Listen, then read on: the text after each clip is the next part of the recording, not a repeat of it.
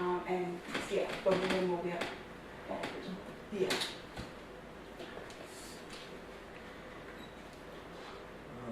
15 seconds. Ready?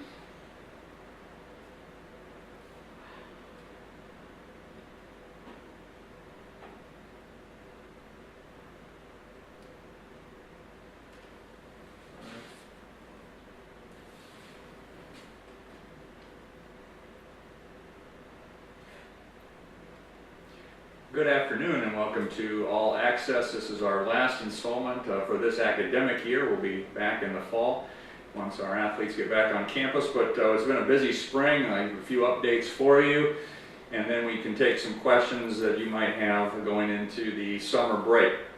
First of all, our men's lacrosse team will be playing in the AMCC showcase tomorrow. We are the number 2 seed, so we are hosting a home game there against La Roche at 3 o'clock tomorrow, so that would be a good time to come out and support the guys. This is a semifinal game, and should we win, we'll be playing either the number 1 or the number 4 seed for the Showcase Championship. Our women's lacrosse team is awaiting an ECAC potential bid for their national tournament. I'd say we're on the bubble on that, and so we're just waiting for the ECAC to make their selection for their national field. They had a really nice year this year and are deserving of that.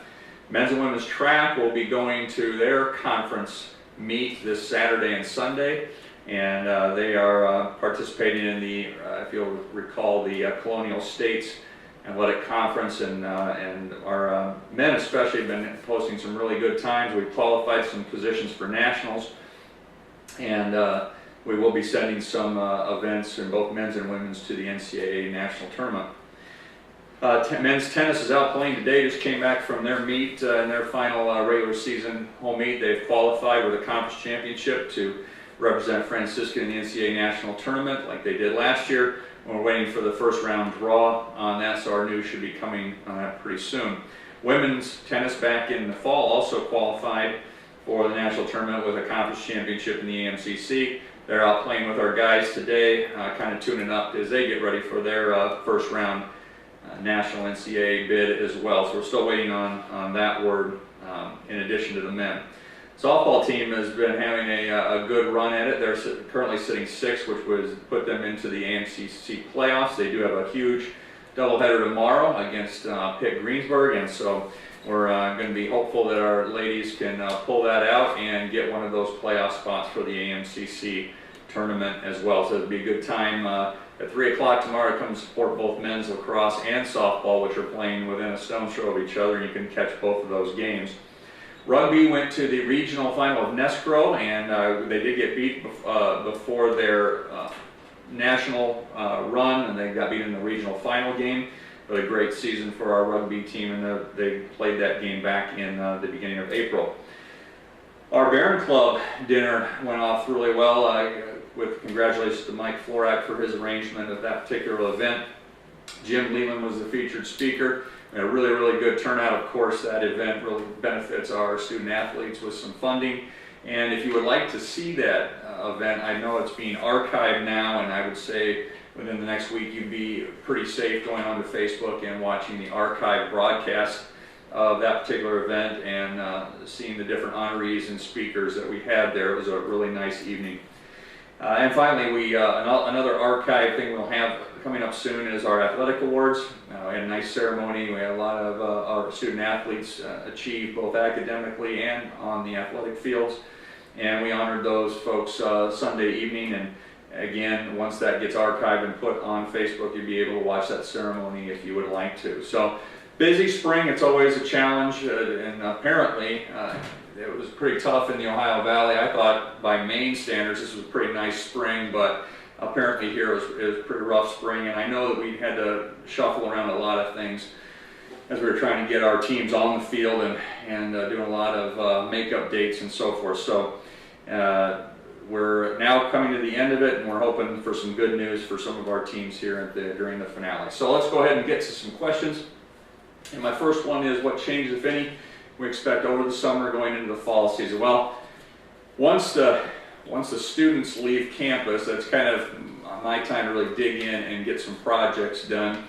And I have a few, big reports that get done, but those are kind of boring and drab to talk about. So as far as changes, this is a good time for me to write up some proposals, and we collect some data from the year, and we kind of demonstrate what athletics can do for the university and where we need to go with it going forward to advance the athletic offerings here. So obviously at this point it's premature to really lay those out specifically, but again, what I would say for the summer is a time for putting forth to the decision makers on our campus some changes we would like to see. We have some proposals that are already out there that we need to follow through with, and then again it's just collecting our data, like our student athlete GPA, our credit hours that we took, and just gathering all of that together, providing those reports, and again really demonstrating the value of athletics. And one of those things in recruiting, we had a recruiting goal here of 120 new student athletes. We're already surpassed that goal. I think we were at 125 the last I looked, and we still have several months to go in that.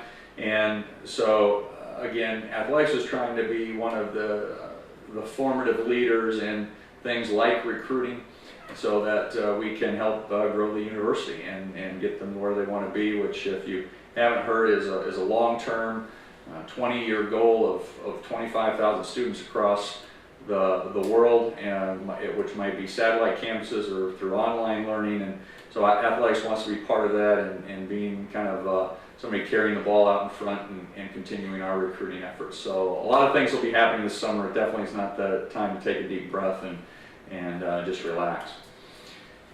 I hear we have a new women's soccer coach. Can you tell us about Coach Gonzalez? Yeah, so back in February, Claire McBain and I had a discussion, and she indicated at that point that she was planning to step down for family reasons. Coach McBain is expecting and her husband is expecting a second baby, and so it just became on her heart that she needed to step away a little bit and devote some time to family. So at that point we had kind of a difficult decision, because we have such a strong tradition with our women's soccer program, not only in faith and academics, but now in the field, as we qualified that team for the ECAC championships this year. So that was going to be a real difficult challenge, and also to honor Coach McBain on that and keep that quiet until she was ready to announce, we had to kind of do some things kind of behind the scenes and decide how we wanted to proceed in searching for our coach. So rather than go into every single detail about the things that go into such a decision, I'll give you kind of the general consensus there, and that is, when you have a program that's really, really strong, and you have an internal candidate who, by all reports, is ready to take the responsibility, has the endorsement of the head coach, that becomes a pretty easy decision. And we didn't really need to conduct a national search at that point. We conducted kind of a clandestine interview with Coach Gonzalez, because he works on campus, and he aced the thing. I mean, he hit it out of the park as far as all the answers that I was looking for. And from my hiring experience, he was the right person to take this and keep our momentum going. He would be somebody we could transition easily in our fall non-traditional season. So the women's soccer team was practicing at the time that we made the announcement, and so really Claire just handed the thing off to Bernardo. They both remained involved for the rest of the non-traditional season, and so far my replies from the players has been really, really positive. Bernardo, if you don't know, works here on our campus in the admissions office, so he is no stranger to Franciscan. He was a player here, and he just gets what we're about. He gets our mission, and he has been on the forefront of kind of forming the team and having the success that we've had. So we feel pretty confident he can at least keep things going in the right direction. So that was our women's soccer hire. Are there any specific qualifications to be a student athlete at Franciscan? Well, the first part, we'll take the student part of it. We do have admissions requirements here. So yeah, you can't just simply do whatever on an SAT. You can't do whatever as far as a GPA in high school. You have to have certain minimum standards for consideration. Now, we do have committees that meet if a student were having to fall below a particular, our minimum GPA, then the student can still apply, and a committee that will have faculty members and admissions representatives on it will kind of hear the case, so to speak. And so we've obviously taken a lot of students in from that particular avenue. But yes, there are some minimum student standards that you have. As far as athletics, really, it's a matter a lot of the particular team. So we have some rosters that are a little more select because there's not as many spaces. Basketball, for example, doesn't have an unlimited number of available spaces, and so then of course you have to have some ability. You have to kind of sign on for the mission that we have here, where we don't, as you know, do lip service on our faith. Our faith is very integrated and important here, and I don't think it's a great fit for somebody who at least isn't sincere about the effort to become a more faithful person and grow a closer relationship to God. Track, swimming, those rosters that have a little bit more flexibility of size, really, if you have the desire to compete and have a little bit of talent for that particular sport, I think you can be a student athlete here and sign on. So the biggest thing is to really come for a visit, talk with our coaches, and they will give you kind of more of an idea of the time commitment, the effort commitment that you need to make for a particular sport, and really I think they'll be honest with you about where you would fit in regarding your ability. One of the great things to always find that out is to include some type of full video. If you're a soccer player, I don't think coaches here are really interested in your highlights. I think they're interested in watching you move away from the ball and playing offense and defense and seeing your efforts. So send a full game film to our head soccer coaches, and they'll evaluate you, and they'll give you a pretty honest assessment of where they think you might fit in. And you could plug in any sport for that and do the same. But yeah, our coaches are going to talk to you. They want to meet you. They want to find out more about you, and they're always going to be interested in anybody that has an interest in us. So I hope that answers that. Do you encourage multi-sport student athletes? So the verb encourage is interesting there, and so just to give an honest assessment of this, I don't necessarily discourage it, but it's hard. It's harder than you think it is because our seasons are so long. So even softball, for example, which most people think of as a spring sport, you play those games, you're playing from whatever month to whatever month, and that's it. But that's not the case in the NCAA. Your fall and spring sports also have a non-traditional season. So softball also practices in the fall, and they have usually 1 or 2 scrimmage games involved in that, depending on what the sport is. So you can pretty much know that you're going to be making a full year type of commitment. There are breaks in there, so it's not like you're practicing every day, but you're making a commitment during first and second semester. And of course, basketball and swimming, which are one-season sports, they cross over both semesters, and so it can be done. I think I just did the numbers on this. In fact, today we had I did the data for 2016-17, and we had 20 men and 16 women who did 2 different sports, so they crossed over, and so that can be done. And in a lot of cases, our coaches will encourage that, but there are some, and this is fine if this is how coaches want to be here. We're going to encourage that for them if that's what they think is best for the program.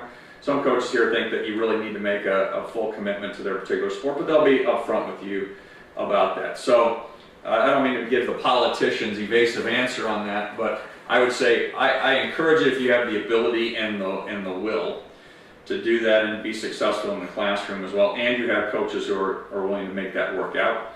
I would discourage it if you come in believing that it's high school where you play to a particular date and then you switch sports and you play to another particular date. That just doesn't happen. There is always that constant interaction that you'll be having with your coach and the work that you'll need to do for your particular sport.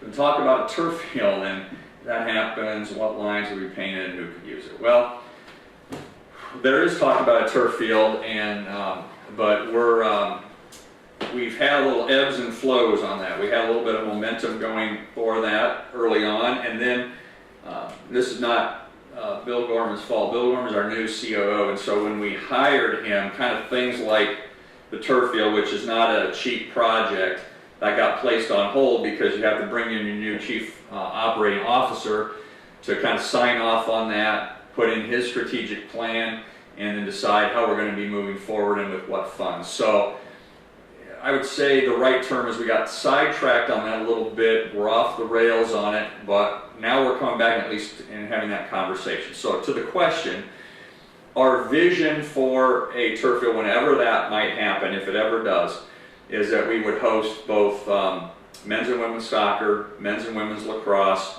and we would have an 8-lane track around the stadium.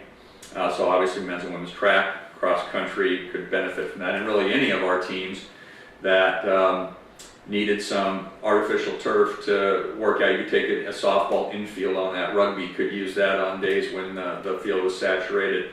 We would have some lights at this particular facility, and so we would have some flexibility in our hours. We might even be able to run intramural events up there. So we have a grand plan, but as you might understand, that's not cheap, and we need to make sure that we do it the right way, and we have it as part of our plan and our strategic plan to move forward on that. So we're kind of went back to square one because Bill Gorman just got hired a month or two ago now, and so he's getting everything acclimated here. And back to the first question, what am I doing this summer? This will be one of the projects that we're really going to be working on, and I have to say, we're not even, it's not like we have a donor sitting there, and we are going to need a donation on the project, and it's a pretty big donation. So if you're watching and you want a stadium named after yourself, that's a way that you can do it. You just got to come up with some money to do that. How can students get involved in the athletic department without being a varsity athlete? Okay, that's a good question, and the answer to that is there's tons of ways for involvement. Okay, so first of all, we have swap workers that take care of specific teams. So every coach has a budget for a student worker to work with their team, and that might be with statistics, with film breakdown, with helping out in drills. It might be just management of the team, administration of the team. What our coaches don't have here is they don't have multiple full-time assistants who get a large stipend to do it. So we have to take good advantage of our students. So that would be number one. You could work directly with the coach helping a particular team, and you would get paid to do that. Another way is we see our very competent student trainers who work with our two head athletic trainers, our co-ed athletic trainers, to work with the athletes and doing taping and things of that nature. And they're at all of our events. You'll see them in the black sports medicine shirts, taking care of our teams. So that's another way that you can get involved. There is swap workers around Finnegan Fieldhouse. So Alexis Basil, the assistant athletic director, has this huge staff of people who man the weight room and man the front desk and check out equipment and do this and that for the athletic facility here. And that would be another way that you can be involved in the athletics at Franciscan, where you can volunteer, you get paid, and there's a lot of different opportunities you can do. It obviously is a monumental thing when you have 16 teams trying to make that all happen. And so our students always prove themselves to be very, very competent workers and very hard workers, and so our coaches always feel like they are lucky to get student workers who want to be involved with their program. So I would say just ask, and there would be opportunities for you to do that. Did you enjoy your first year at Franciscan? Yes. Well, the whole plan was to be in kind of a region that my family was familiar with. The plan was also to shift gears professionally, and as you know, I came from a position where I was the athletic director and a head coach, and to get one of those things off the plate and devote my full time to trying to enhance an athletic department. So I will say, from my perspective, is everything that I imagined that it would be. I said it at the awards ceremony, and our clientele here, our students, are second to none. They are a genuine and very, very impressive group of people. And I can't think of anybody with whom I've worked here as far as a student that I said, that kid's kind of a knucklehead. I mean, we just have nothing but quality people here. The faith aspect here is very, very genuine and very sincere, and it's awesome to see God at work on a campus as wholeheartedly as He is here and how He is embraced. So that part has been great. The challenges are actually a good thing. I mean, you like challenges to a degree because it gives you something to do, and it makes it feel like you are trying to advance the overall program for the student-athlete experience. So if it were, some dominant Division III program here, and you come in then and you're just trying not to mess things up, which I'm also doing here as well. But what my point is that it's been fun trying to tackle some of the challenges of a very young athletic program, which we are, 10 years old in the NCAA. That there's some growing pains that are associated with that. My coaching staff is delightful. They are we have all range of experiences from very young to pretty seasoned coaches, and it's been enjoyable working with them and seeing their passion for what they do, but also their willingness to say, hey, what can we do better? And I hope we're all doing that every day. So all in all, I would give that an A. I've enjoyed it. I probably enjoyed it a lot more than Franciscans enjoyed having me here. So it's been really, really fun and a great challenge, and it's great seeing my kids every night. And as much as we push recruiting for our coaches here, I'm glad I'm not doing it this year, as it's a lot of road time, and after a lot of years doing it, I'm happy to be taking a breath away from that and just rolling up my sleeves at the desk here. And any tips for student athletes summer training? Okay, so I'll have to give my rah-rah on that. We need to get better. Our athletes need to be bigger and stronger and faster and have better endurance. And as we see it when we run up against the top teams in our leagues, their bodies are just that. They're a little bit more conditioned, and we need to really devote ourselves to doing that. This is varsity athletics, even at Division III, is not a club.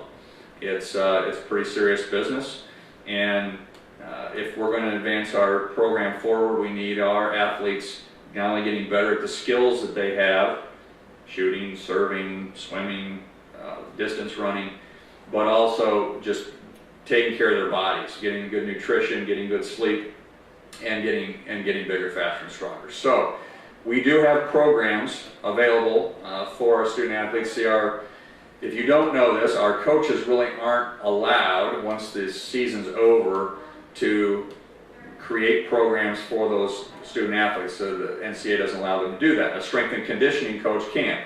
Some of our coaches are strength and conditioning certified, and so they're allowed to do that. But what we can do is tap into some of our community resources, also some of our volunteer coaching resources that we have, certified strength and conditioning people who can write up plans, and you can come in and ask for those, and we can provide those for you so that you have something you can do from a professional to get you advanced over the summer. So yes, not only are there things that you can do, there's things that you really need to be doing if you're a student athlete to get better. And yes, just a little note, Mary's reminding me here that one thing we really want to do is start building a really broader bridge between our program here and those who have gone through the program. And as we trickle more and more of those folks out into the world, and we get more graduate student athletes from Franciscan University of Steubenville, we want to have that connection. And so one thing that helps us do that are things like this, and this is why I'm doing this. I don't know that I'm terribly comfortable with social media, but with Mary's guidance, we are creating this to bridge the gap with some of our folks who are in the Franciscan Athletics family. As we do things like the Barron Club dinner, we would love to have you reach back to us and come back and visit us so that we can keep in touch and stay connected. And I think I spoke on this on one of the early all access things we did. We're trying to build up our database and use that efficiently to be able to communicate out with our graduates. So we will say, let's both do our parts on that as we reach out to you, stay in touch with us, and make sure that anytime you're on campus, you stop up and say, hey, because that helps me, being in a new area, start to make connections on these names that I've heard about before or see on the archives of our website. And once you get those anchors and connections in place, starts to help to build that bridge that we're talking about. So we will be updating on Facebook at this point. No all accesses for June, July, August as we have the summer, but when the students get back on our campus, our intention is to get this rolling again, so the first Tuesday in September. Unless you see an announcement that says any differently, we'll try to get back and get after it, so this will be kind of a regular thing. Then we can give some fall and winter updates as well as we take this throughout the year. But I've really appreciated the very thought-provoking and intelligent questions that we've been able to get here. I didn't have any idea really what to expect when we posed the idea, but again, we're just on face value, we're just trying to reach out to everyone and make that connection. So I again appreciate, I know we had alumni and we had students who are here and everything in between, and so we appreciated that. Hope we've shared some insightful information to you. In the meantime, before the next all access, I'm not that hard to find on the website or here, so again, stop in or give me an email. Let me know the things that you're thinking about, and we'll try to get you the information to the best of our ability. So thanks for watching, and thanks for the questions.